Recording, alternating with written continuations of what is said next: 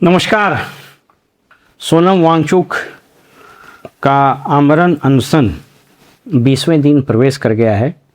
वे जंतर मंतर पर पिछले 20 दिनों से प्रोटेस्ट कर रहे हैं। मुख्य मांग में यह है कि धर्मेंद्र प्रधान जो शिक्षा मंत्री हैं, जिनके कार्यकाल में लगातार नीट के पेपर और बाकी एग्ज़ाम्स के पेपर लीक हो रहे हैं, इसलिए उनको नैतिक जवाबदेही लेते हुए इस्तीफा दे देना चाहिए या सरकार उनको हटा दे।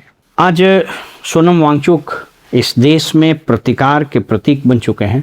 सोनम वांगचुक जो एक प्रख्यात साइंटिस्ट, एक इन्वायरमेंटलिस्ट, एक एजुकेशनिस्ट एंड व्हाट नॉट, दुनिया भर में जिस व्यक्ति को इतना सम्मान मिल रहा है, उस व्यक्ति को इस देश ने नेशनल सिक्योरिटी एक्ट के तहत जेल में भी बंद किया और आज वो ज़िंदगी और मौत के बीच जूझ रहे हैं।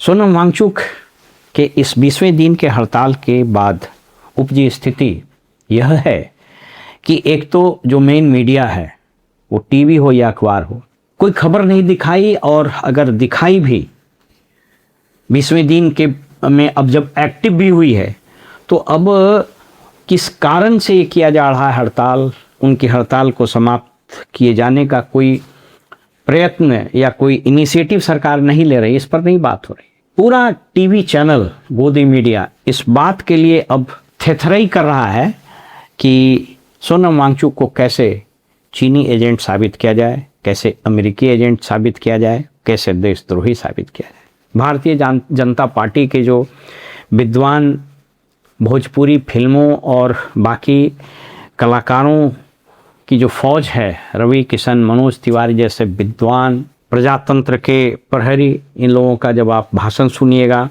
तो आपको एक तरफ हंसी आएगी, फिर दुख भी होगा। इतना ही नहीं, भारतीय जनता पार्टी की पूरी फौज उतर चुकी है, जो यह साबित करने में लगी हुई है कि यह प्रोटेस्ट स्पॉन्सर्ड है चीन के द्वारा, या फिर यहाँ रात में बहुत अजीब अजीब हरकतें होती है। ये सारी चीज़ें एक नैरेटिव चल रहा है। यह देश गांधी के बाद पूरे संसार में एक लेबोरेटरी है सत्याग्रह का, आमरण अनशन का और पीसफुल प्रोटेस्ट का।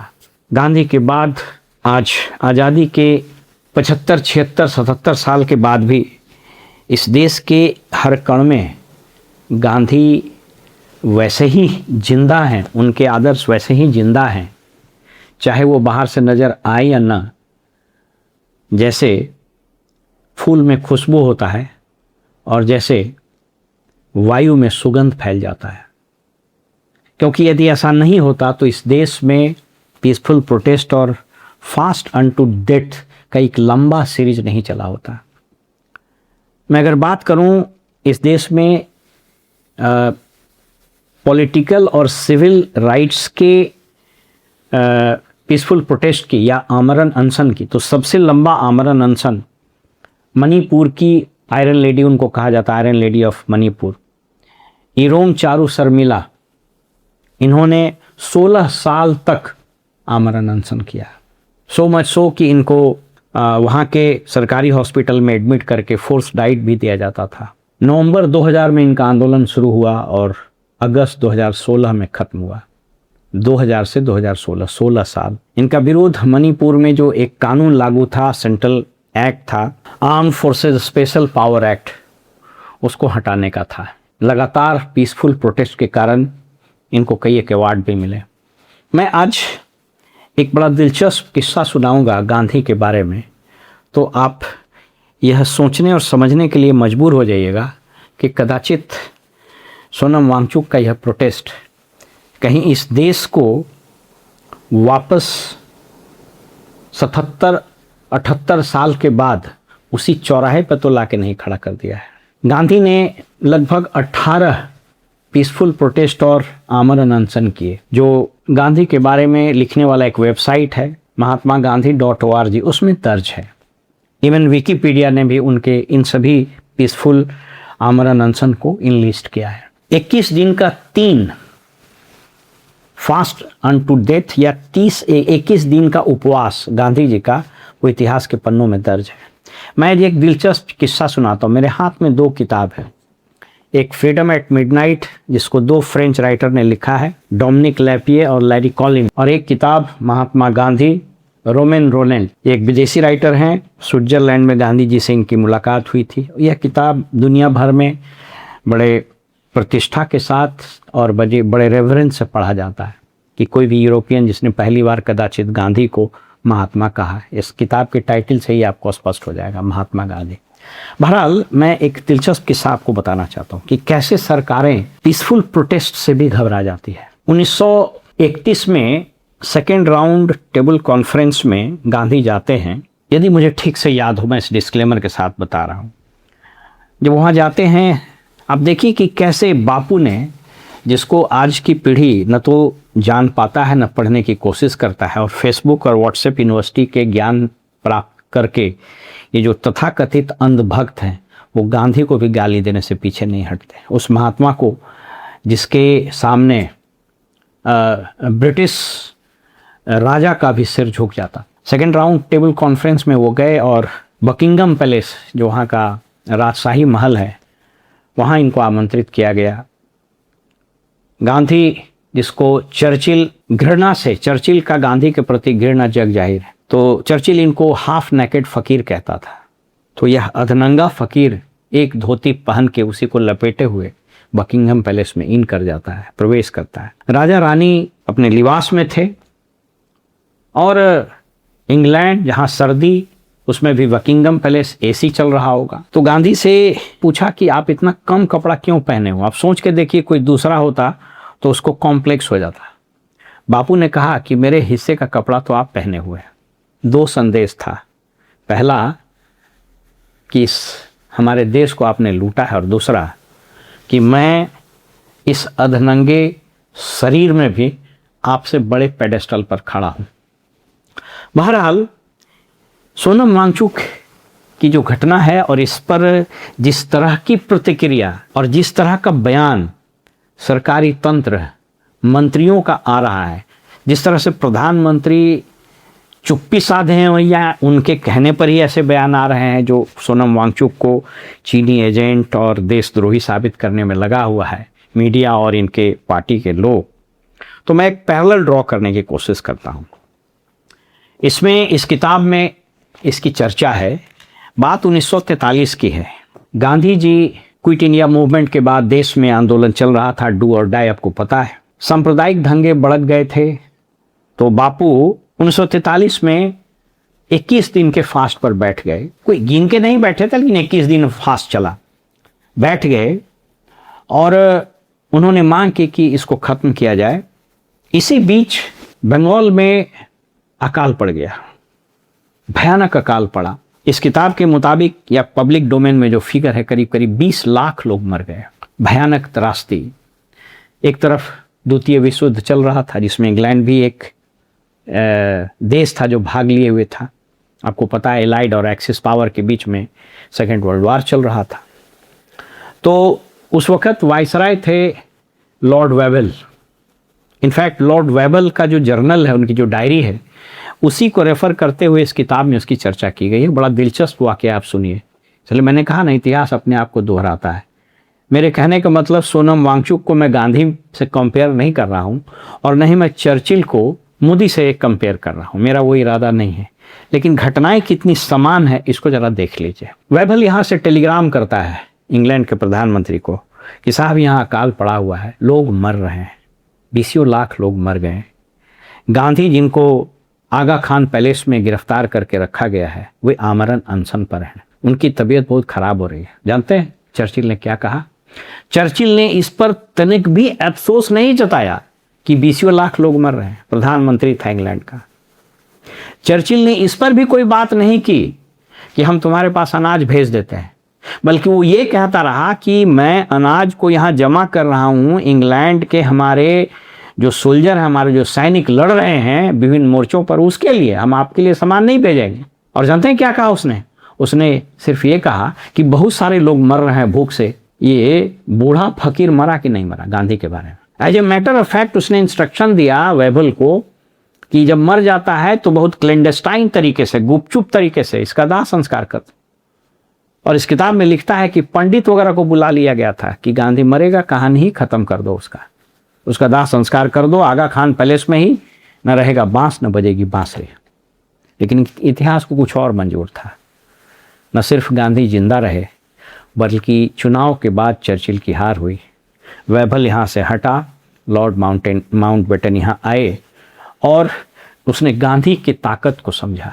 आमरण अनशन और सत्याग्रह में कितनी ताकत होती है, इस किताब में माउंटबेटन जो अंतिम वायसराय था उसको रेफर करते हुए लेखक लिखते हैं कि जब 45-46 में या फिर 47 में बंगाल में भीषण सांप्रदायिक दंगे भड़क गए, कलकत्ता की गलियां लाश से पट गई, शहीद सोहरावर्दी जो था उसके कॉल से बंगाल में भयानक रक्तपात हुआ। माउंटबेटन गांधी जी से रिक्वेस्ट करते हैं कि Mister Gandhi please you go to Calcutta, क्योंकि मेरे पास जितनी भी शक्ति है, मेरे पास आर्मी है, मेरे पास पुलिस है, लेकिन उसके पास भी इतना मोरल स्ट्रेंथ नहीं है कि वहां जाकर इस सांप्रदायिक दंगे को रोक दे।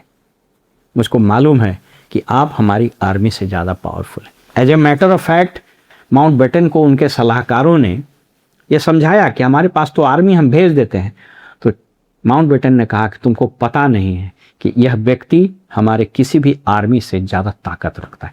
ये शक्ति है, इस शक्ति को पहचानना चाहिए। आज सोनम वांगचुक इस देश के सिविक राइट्स, इस देश के सत्याग्रह, इस देश के पीसफुल प्रोटेस्ट का प्रतीक बन गए। इस बात का एहसास नरेंद्र मोदी की सरकार को वैसे ही नहीं है जैसे चर्चिल को नहीं थे। इतिहास आप जानते हैं, कहा जाता है Churchill won the war but he lost election, उसके बाद वो चले गए। मैं यह भी नहीं कह रहा हूं कि स्थितियां इतनी खराब हो रही है कि हो सकता है कि नरेंद्र मोदी के पतन की प्रक्रिया का प्रारंभ हो जाए, मुझे नहीं मालूम है। मैं कोई एस्ट्रोलॉजर भी नहीं हूं, मैं कोई सोशल और पॉलिटिकल साइंस भी नहीं हूं, लेकिन मैंने इतिहास के इस कोइंसिडेंस को, इतिहास के इस समान परिस्थिति के बारे में आपको बताया है। एक और इसी तरह की घटना का हम उल्लेख कर देते हैं कि अगर सरकारें नहीं चेतती है तो कितना बड़ा दुष्परिणाम होता है। इस देश में सत्याग्रह और पीसफुल प्रोटेस्ट का लंबा इतिहास रहा है। पोट्टी श्रीमल्लू एक घनघोर गांधीवादी, गांधी जी के अनुयायी थे। गांधी जी इनके पीसफुल प्रोटेस्ट और सत्याग्रह का इतना सम्मान करते थे कि एक बार कहा था उन्होंने कि अगर मुझे पोट्टी श्रीमल्लू जैसा 11 आदमी मिल जाए तो मैं 1 साल में इस देश को आज़ाद कर दूंगा। जानते हैं, आज़ादी के बाद पोट्टी श्रीमल्लू तेलुगु भाषा के आधार पर आंध्र प्रदेश स्टेट क्रिएशन की मांग रखते हैं नेहरू के सामने। पीसफुल प्रोटेस्ट और सत्याग्रह और आमरण अनशन की ताकत जरा देखिए।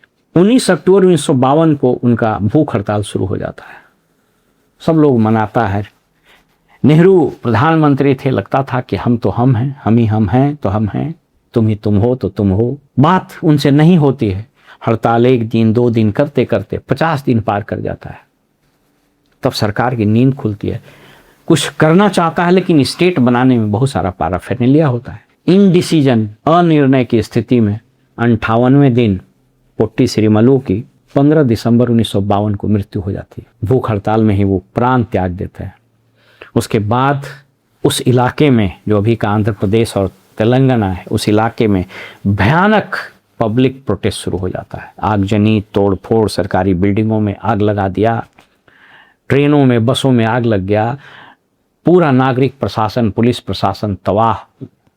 और गांधी और नेहरू को हार पार कर बात माननी पड़ी और आंध्र प्रदेश को अलग करना पड़ा और एक कानून बनाना पड़ा, स्टेट रीऑर्गेनाइजेशन एक्ट 1956। उसके बाद से बहुत सारे राज्य बने। मैंने इन उदाहरणों को इसलिए बताया है कि जब कोई व्यक्ति किसी बड़े काउज के लिए सरकार से सत्याग्रह, अहिंसा, पीसफुल प्रोटेस्ट के माध्यम से कोई बात रखता है तो सरकारों को उसकी बात सुननी चाहिए। हठधर्मिता में अपने ही बात मनवाने, अपने ही थ्योरी को इम्पोज करने के चक्कर में आपको अंदाजा ही नहीं होता है कि स्थिति कितनी विकट होती जा रही है। आज देश का हर नागरिक जो सेंसिबल है, इस चीज़ को समझता है, भले वो सब न पहुंच रहा हो, बल्कि हर व्यक्ति के मन में सोनम वांगचुक के प्रति दर्द है, चिंता है। लोग उनसे रिक्वेस्ट कर रहे हैं, प्रार्थना कर रहे हैं, अनुरोध कर रहे हैं। वो फिल्मी जगत के लोग हों, वो इतिहासकार हों, वो प्रोफेसर हों, शिक्षाविद हों, रिटायर्ड जज हों, रिटायर्ड ब्यूरोक्रेट हों, आम नागरिक हो, किसान हो, हर व्यक्ति जाकर, विद्यार्थी हो, जाकर उनसे रिक्वेस्ट कर रहा है कि सोनम प्लीज़ आप अपना हड़ताल वापस ले लीजिए। लेकिन सोनम ने यह निर्णय लिया है कि जब तक सरकार मानेगी नहीं, हम पीछे हटेंगे नहीं। आज सोनम वांगचुक प्रख्यात साइंटिस्ट, ग्रेट इन्वायरमेंटलिस्ट और सोशल काउज के लिए और इतने बड़े एजुकेशनिस्ट का जीवन खतरे में है। वो जीवन और मृत्यु के बीच संघर्ष कर रहे हैं। यदि सरकार का नींद नहीं टूटा और ये जो मेन मीडिया है वो अपनी बेशर्मी को इसी तरीके से जस्टिफाई करते रहे, सोनम वांगचुक और इस आंदोलन को यह कहकर डेनिग्रेट या उसकी अवमानना करते रहे, बदनाम करने की कोशिश करते रहे कि ये तो चीनी एजेंट है और ये भारत के टुकड़े करना चाहता है, तो यकीन मानिए स्थिति कहीं 1943-44 वाली न हो जाए, जिसमें चर्चिल ने भी यही भूल की थी कि मरने दो उस अधनंगे फ़कीर को। अगर सोनम वांगचुक को कुछ हो जाता है तो सरकार को अंदाज़ा नहीं कि कितनी ख़राब स्थिति हो जाएगी। रदर ये ख़राब स्थिति होनी शुरू हो गई है। मैं ये भी नहीं कहूँ, मेरे इस पूरे विमर्श का यह कदापि मतलब नहीं कि मैं सोनम वांगचुक को गांधी से तुलना कर रहा हूँ, मैं चर्चिल को मोदी से तुलना कर रहा हूँ या फिर मोदी को नेहरू से तुलना कर रहा हूँ। ये तीनों के अलग कालखंड थे, तीनों की परिस्थितियाँ अलग थी, तीनों के विचार अलग थे, तीनों के सामने परिस्थिति और मुद्दे अलग थे। लेकिन एक चीज़ समान था और वो था आंदोलन करने का तरीका और सरकारों के रिएक्ट करने का तरीका। प्रजातंत्र में जिस दिन किसी शासन, किसी सरकार, किसी मुखिया, किसी मंत्री, किसी मुख्यमंत्री, किसी प्रधानमंत्री को आलोचना और विरोध सहने की शक्ति न रहे, आलोचना को वो विद्रोह मान ले, विरोध को वह देशद्रोह मान ले, तो फिर स्थितियां बदलनी शुरू हो जाती है। यह देश धीरे धीरे एक नए परिवर्तन की ओर तेजी से अग्रसर हो रहा है। मुझको नहीं मालूम कि सोनम वांगचुक का हश्र क्या होगा, ये जिंदा रहेंगे नहीं रहेंगे, इनकी मांग मानी जाएगी नहीं मानी जाएगी। लेकिन इस देश के जनमानस में, युवाओं में, खासकर बेरोजगार युवाओं में, आम नागरिकों में, गरीब और मध्यम वर्ग के लोग में जिस तरीके का आक्रोश, जिस तरीके का निराशा पनप रहा है, कहीं ये मोदी सरकार के पतन की प्रक्रिया का प्रारंभ न कर दे। और अगर ऐसा होता है तो आप यकीन मानिए इतिहास अपने आप को दोहरा देगा, क्योंकि 43-44 में उस हुई घटना ने पूरे देश में जो माहौल बनाया, गांधी के सत्याग्रह अहिंसा के आंदोलन ने जो फिजा तैयार की, उसने जब अंग्रेज, जिसका शासन दुनिया में कभी ख़त्म नहीं होता था, जिसको बोलते थे कि ब्रिटिश एम्पायर का सूर्य कभी अस्त नहीं होता है, उसको भी इस देश से बाहर कर दिया। तो इस देश में जो चुनी हुई, कथित रूप से सरकारें हैं चुनी हुई, वह कितना देर टिकेगी, इस विद्रोह, इस आक्रोश और इस निराशा के ताकत के सामने ये देखना बड़ा दिलचस्प होगा। फिलहाल हमें इजाज़त दीजिए और आप देखते रहिए वॉइस ऑफ रिपब्लिक। नमस्कार।